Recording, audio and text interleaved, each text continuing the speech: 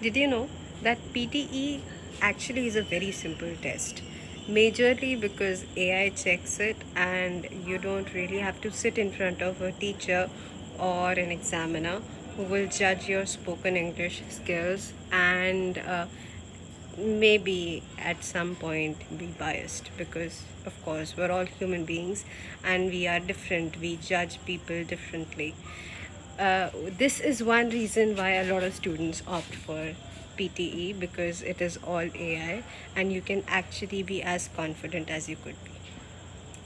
But I see a lot of students not taking it the right way.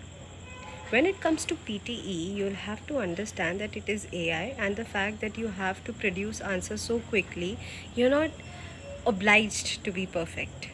In fact, not in any test are you obliged to be perfect, but it is a test that is trying to know whether or not can you produce an answer or produce something that is well organized, something that one can understand in the language. At what level can you do that is what the test judges. So, if, for example, for repeat sentences, you were able to give, say, 5 to 6 sentences in 40 seconds about the image, and it is free of grammatical errors, it makes sense, it completely answers the question, which is to say, it talks of the image exactly, you will easily score a 90.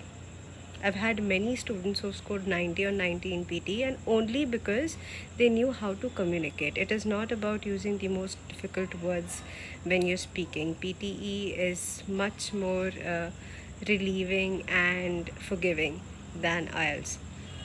I don't say that you shouldn't take the IELTS test. It certainly, in my opinion, also is more difficult, only because you have to sit in front of a person and convince them that you can communicate. While in PTE, you don't have to do that.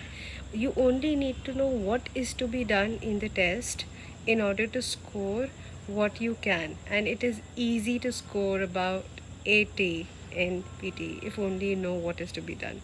Join me and I'll tell you exactly what is to be done in the productive skills in order to score above 80.